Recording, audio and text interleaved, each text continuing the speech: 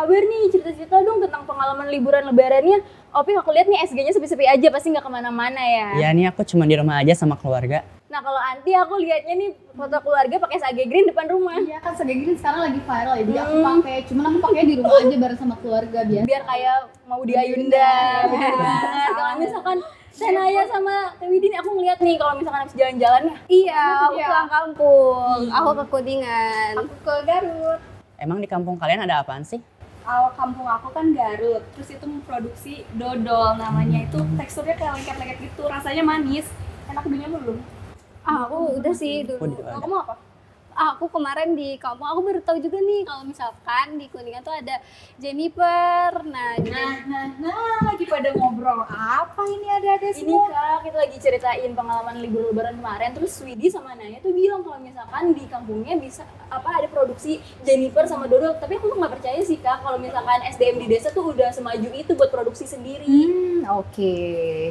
Jadi kalian belum tahu ya kalau di desa tuh udah bisa memproduksi itu. Iya, soalnya aku juga nggak pernah di padahal desa aku- sih kebetulan. iya, padahal aku ngeliat langsung cara pembuatan Jennifernya itu di Berarti kampung. kamu udah percaya dong kalau di desa udah bisa membuat Jennifer dan juga dodol tadi kan? Iya.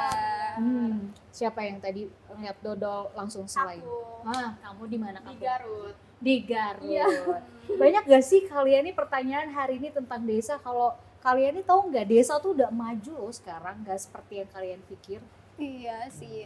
Banyak Aku banget. kepo banget sih. Iya, aku Kepo ada banget sih tanya sebenarnya. kayak gimana sekarang. Nah, daripada kalian kepo, Kanuka sekarang udah punya narsum yang bisa menjawab semua kekepoan kalian. Waduh, ini luar biasa banget narsum kita hari ini langsung loh. Udah ada Pak Dirjen di sini. Nanti bisa menjelaskan tentang bagaimana perkembangan desa zaman sekarang. Udah nggak seperti yang kalian pikirkan. Penasaran kan? Nanti kalian bisa banyak bertanya ya. Kalau kayak gitu Kanuka panggil Pak Dirjennya dulu. Wah, udah ada Pak Dirjen di sini. Halo Bapak. Selamat datang Bapak. Bagaimana kabarnya? Sehat. Sehat, oke. Semua. Bapak bisa Ayo, duduk di sini? mari Dek, ya. Sehat semua ya. Sehat, Pak. Ya. Yuk, yuk. Silakan Bapak Ya. duduk. Oke. Duh, Bapak senang banget nih.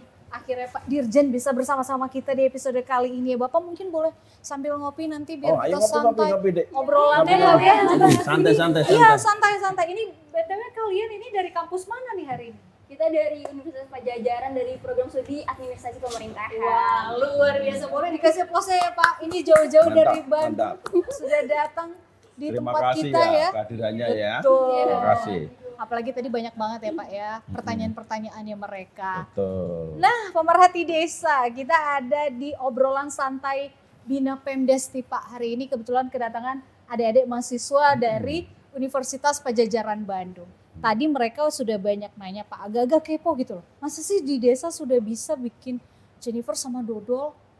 Oh, kesannya kayak desa sekarang tuh masih tetap terbelakang, nggak bisa memproduksi UMKM. Nah, ini tema kita memang kebetulan hari ini privilege Pak. Nanti adik-adik ini yang akan bertanya tentang bagaimana sih perkembangan desa, Bapak yang akan menjawab. Iya, makasih. Gitu. Makasih. Jadi pertama siapa tadi yang mau bertanya Aku tentang? Kak. Boleh sebutkan nama biar Pak Dirjen Iya. tahu namanya. Baik. Baik Pak, perkenalkan nama saya Taufik Syawal Asmana Ramdhani. Kebetulan saya mempunyai pertanyaan. Menurut Bapak, desa itu zaman sekarang seperti apa sih? Soalnya saya udah lama nggak pulang ke kampung halaman nih Pak. Kayak gitu. Taufik aja dipanggil Kiai Iya, ya. Oke, Taufik tadi gimana nih Pak perkembangan Iya. desa zaman sekarang? Soalnya Taufik nih mungkin karena sudah lama tidak pulang kampung, jadi taunya mungkin desa tuh Seperti apa masih- gitu iya. ya. Iya. Jadi desa kita itu banyak jumlahnya Mas. Kurang lebih 75.265 desa yang tersebar dari Sabang sampai Merauke. Dan itu bervariasi. Ada yang masih tradisional, betul-betul tradisional, tapi ada sudah yang digital. Gitu. Nah kebetulan adik-adik ini dari Unpad, ya kan? Nah, kalau mau melihat desa yang digital seperti apa? Nah, contohnya bisa mampir ke desa namanya Desa Majasari, Kecamatan Seliak, Kabupaten Indramayu. Daerah Jauh saja ya Mbak Nuga ya, Iya, betul, itu Pak. belum punya namanya perpustakaan digital. Tapi di Majasari perpustakaannya digital. Nah, coba ditengok nanti. Ya, ditengok di Majasari. Nah, ini penting. Nah, Yang tradisional bagaimana? Masih banyak. Masih banyak. Nah, mengapa ini terjadi? Karena ada perbedaan-perbedaan kondisi, situasi. Ya, ada yang belum berlistrik, Ya. tapi sudah ada yang internet. Nah, gitu. Itu kondisinya seperti itu Mas Taufik ya. Itu salah satu contoh tadi di Indramayu ya Pak Iya, ya. iya, Majasari. Majasari. Nggak jauh kan dari kampus kalian Pajajaran, maksudnya masih di daerah Jawa Iya, Barat. iya, Tempuhnya betul. kali-kali kan mereka-mereka ini adik-adik kita mau melihat seperti apa sih perpustakaan digital yang sudah ada di desa. Bisa mampir, Betul, salah satunya di nengok. Indramayu Nah, yang tadi. penting sebenarnya setelah ditengok gitu, mungkin kalau ada hal yang penting berikan informasi. Nah, terus kemudian dikembangkan di desa kita masing-masing. Ini semua dari desa atau ada yang kelahiran kota? Aku kebetulan Oh, kota ya. Tapi kebanyakan desa ya. Nah, itu dikembangkan di desanya masing-masing. Kemajuan yang ada di desa-desa yang telah maju. Ya, gitu, Mbak. Iya, betul Pak. Jadi ini generasi-generasi muda sekarang, siapa tahu nanti dari mereka ini bisa timbul lagi perpustakaan-perpustakaan digital betul. di kampung halamannya masing-masing. Iya, Jadi betul. nggak hanya di Indramayu. Gimana Taufik? Ada rencana nggak kira-kira kamu pengen berkunjung ke Indramayu? Tadi Bapak sudah spill tempatnya tuh. Tentunya aku pengen banget nih Kak, sekalian aku juga pengen ajak teman-teman aku buat berkunjung bareng ke Desa Majasari gitu. Iya. betul. Mudah-mudahan nanti bisa ya Pak ya. Mungkin Iya. ada yang lain bisa menanggapi terus? Iya boleh. Kalau misalnya aku sendiri lebih ke pengen bertanya nih Pak, tadi kan Bapak juga Iya. udah ngejelaskan bahwa ada beberapa desa dan di Indonesia juga banyak banget desa. Terus aku pernah baca ternyata jenis desa itu nggak cuma desa biasa aja ya, tapi ada desa yang umum dan juga ada yang desa adat gitu. Nah, bisa tolong Bapak jelasin nggak sih gimana sih perbedaan antara desa yang biasa sama desa Ya. adat? Oke Jadi baik. begini, desa adat itu adalah desa yang dominan itu untuk mengatur masalah adat budaya, gitu. Nah, sebenarnya yang dimaksud di Undang-Undang 6 2014 tentang desa, yang dimaksud desa adat itu desa yang juga desa adat itu juga mengatur pemerintahan. Nah, saat ini hanya beberapa saja, ya. Nah, mengapa ini terjadi? Karena desa adat yang ada kebanyakan adalah desa adat yang mengatur budaya saja, bukan pemerintahan. Nah, kalau desa adat yang dimaksud di Undang-Undang 6 itu juga mengatur masalah keuangannya, pemerintahannya, gitu. Seperti itu. Nah, sedangkan kalau desa umum ya apa yang diatur di dalam Undang-Undang 6 itu menyangkut masalah pemerintahan begitu. Nah, kalau desa adat bagaimana pemerintahannya? Misalkan pemilihan kepala desa, Oke. Mbak Nuka. Baik. Kalau yang desa adat, pemilihan kepala desa itu diserahkan kepada adat budaya. Misalkan seumur hidup, misalkan 10 tahun sekali, terserah.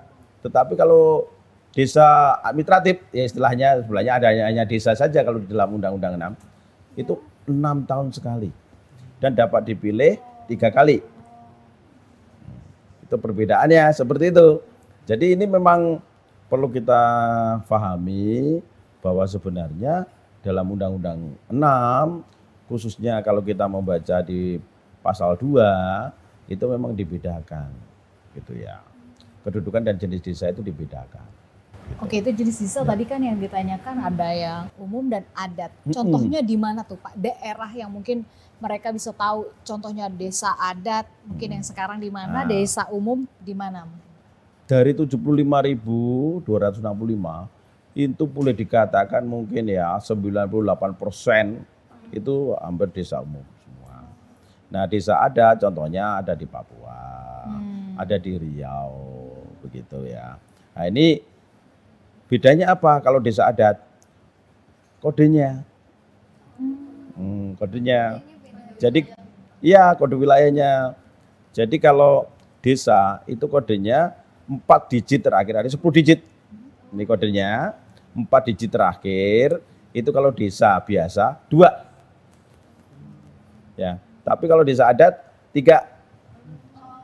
Nah, ini yang perlu dipahami. Kalau kelurahan 1. Nah, gitu. Nah, kelurahan kita ya sekarang jumlahnya kurang lebih ada 8.498. Seperti itu. Oke Pak, agak penasaran nih karena anak-anak ini bisa bertanya bagaimana desa adat dan desa umum gitu. Tapi lebih ke bagaimana pengembangan potensi desanya sendiri sih Pak, khususnya untuk potensi anak-anak muda seperti mereka ini. Nah, itu yang paling penting sebenarnya. Mbak dan Mas ini adalah generasi muda. Ya. Salah beri contoh dulu ya sebelum saya cerita. Ada satu kelurahan namanya Nikoten 2. Nikoten 2. Ya. Kelurahan itu ada di NTT. Kalau kita bayangkan NTT apa yang dibayangkan Mbak sama Mas? Daerah di timur yang bagus dengan alamnya aja sih Pak. Alamnya bagus, terus apa lagi? Pantai. Pariwisatanya potensi lebih ke situ ya Pak. pariwisata, Muda gitu kita kan. memang lebih pariwisata. Tapi desanya rata-rata maju nggak? Bayangan Mbak, Mas? Ayo. Baru tahu sih. Kelurahannya. Nah, Nah, Jadi- menurut perkiraan kalian nih, maksudnya Pak Dirjen, desa-desa di NTT sudah maju atau belum? iya rata-rata. Sepertinya belum. Belum ya, belum rata-rata ya di Nusa Timur kan. Iya. Tapi Nikoten ini kalau Mbak sama Mas ke sana di pojok-pojok desa itu ada namanya kayak mesin ATM. Untuk meminta surat keterangan dan sebagainya. Oh, Jadi malah lebih digital. maju ya Pak? Iya. Ah, Nah ini karena apa? Karena generasi mudanya. Generasi muda yang berhasil sekolah di ITB, di Jawa, dia mungkin ada juga yang dari Unpad gitu ya, jadi pulang balik ke desanya membangun. membangun. Nah, Nah, gitu. kalian harus kayak gitu ya Pak ya? Iya, tumbuhkan itu. Ya, kalau Mbak bukan dari desa tapi kelurahan, tumbuhkan juga. Kelurahannya supaya maju gimana? Iya Gitu. betul. Nah. Jadi itu bisa dibilang desa digital Pak? Iya, desa digital. Desa digital. Karena begitu kita masuk ke kelurahan itu semua informasi digital. Informasinya Canggih ya. canggih, bukan hanya Jawa. Iya. Ya, gitu. Dipikir adanya di timur Indonesia masih kayak Iya, tertinggal gitu kan? Gak taunya di timur Indonesia malah jauh Oh, lebih maju. maju gitu ya Maju. Pak. Gak hanya pariwisata tapi desa digital Iya. udah ada di sana kalah ya Pak. Betul. Berarti di Jawa Barat dan pulau-pulau Jawa lainnya gimana Pak? Makanya sebenarnya desa kita itu variatif. Sangat bervariatif. Nah, yang penting sekarang untuk generasi muda sebagai diaspora. Sebagai diaspora ini bagaimana bisa ATM? Amati, tiru, modifikasi. Nah ATM dipegang tuh ya. Jadi amati, tiru, Modifikasi. modifikasi. Oke, mau ada lagi yang bertanya? Aku Boleh. Aku pernah baca Pak tentang desa tematik, tapi aku belum tahu, baru tahu diksi Nah, desa tematik itu. Nah ini beda lagi nih Pak. Kalau tadi kan digital sudah, terus desa adat umum sudah. Ini ada lagi desa tematik. Nah, betul. Jadi Direktorat Jenderal Bina Pemerintahan Desa ini memiliki bank data. Namanya data profil desa dan kelurahan. Begitu dia mempunyai keunggulan, dia kembangkan keunggulan itu. Itulah menjadi desa tematik. Ya. Contohnya sekarang misalkan ya, desa itu unggul masalah madu, lebah madu. Dia kembangkan itu. Ya. Seperti kemarin kita ke Desa Juara, Desa Purwodadi di Jambi sana, ya. Desa itu bisa memproduksi madu sampai 12 ton. Nah, itu mari kembangkan gitu. Menjadi desa tematik kan? Oh jadi seperti itu ya Pak ya? Iya. Apa penghasilan yang desa di sana? Yang seperti unggul itu, yang kembangkan unggul. Oke. begitu. Biar jadi ikonik ya. Ikonik begitu. Nah, itu bisa dicontoh nggak? Bisa, Mbak. Ya. Ada juga nih Pak, desa penghasil jagung seperti sekarang kita sudah punya Iya. jagung rebus. Iya. Jadi ngobrolnya makin santai. Betul. Waduh, makasih. Terima kasih. Aku baru pulang dari desa dan ini produk asli dari desa aku. Oh, makasih, Mbak. Jadi nggak pakai pestisida, jadi Oh, organik 100%. asli ya. Oh, mantap. Ini organik. Organik Pak. Nah. Bapak boleh nanti sambil makan kalian? Iya. Oke. Boleh tahu ada kebutuhan lain, jadi mau pamit keluar dulu. Ya, makasih ya, Mbak. Makasih Mbak. Makasih. Lanjut lagi, ini ngomong-ngomong desa tematik tadi udah ada jagung. Luka juga pernah punya pengalaman Pak, desa salah satu di Ambon, Maluku, penghasil pala. Nah, Dari begitu. pala itu jadi bisa minuman, sirup, Betul. bahkan manisan. Bagi orang sana Pak, di desa disebutnya gini, ini buah sampah Mbak. Kenapa buah sampah? Ya karena udah saking banyaknya. Betul. Pohon pala di Ambon itu tumbuh di pinggir-pinggir jalan. Jadi orang-orang warga desa sana menganggapnya Iya. daripada kebuang, akhirnya warga desa sana mengelola. Berarti itu bisa disebut desa tematik Tematik, juga, Pak? tematik unggulan, potensi. Iya, penghasil pala, kayu Gitu. putih ya kan? Iya. Banyak loh Indonesia. Sebenarnya sama seperti manusia. Ada keunggulan, ada kelemahan, ada keunggulan. Nah sekarang tinggal bagaimana mengolah keunggulan, meminimalkan kelemahan, gitu kan? Nah itu dengan data profil itu kelihatan. Gitu. Nah itulah ditumbuh kembangkan. Nah yang penting sebenarnya tujuannya kan seperti di Undang-Undang Pembukaan Undang-Undang Dasar 45 toh? Bagaimana kita mensejahterakan, Betul. gitu kan? Mensejahterakan. Nah kalau kita punya keunggulan-keunggulan itu, ada yang unggul jagung, ada yang unggulan pala, ada madu, ada ini luar biasa. Tinggal dengan data profil itu bisa dihubungkan mana yang membutuhkan jagung, mana yang membutuhkan pala, mana yang membutuhkan madu. Gitu. Ya, seperti itu Mbak. Ya. Gimana? Kalian sudah paham berarti? Udah. Kalau desa tematik tuh berarti desa yang memiliki penghasilan atau menghasilkan Iya. sesuatu Iya. yang menjadi simbol dari desa tersebut. Iya, ya, Pak? dan Ciri khas. sebenarnya begini juga Mbak Nuke, desa tematik ini juga bisa dalam wujud yang lain juga, gitu. Misalkan desa itu mempunyai keunggulan dalam digitalisasi, ya kan? Dia kembangkan digitalisasi jaringan oleh anak-anak muda. Nah, contohnya sekarang ada desa Pancamandala, Tasikmalaya. Apalagi tuh Pak? Itu mengembangkan jaringan yang membuat anak desa. Nah, itu sekarang dia bukan hanya mengembangkan itu saja, tapi dia mendidik anak-anak di seluruh Indonesia untuk didik membuat jaringan. Oh ini lebih keren lagi sih Pak. Keren. Lebih keren lagi. Luas lagi. Kalian ada ngerasa insecure gak dengerin dulu?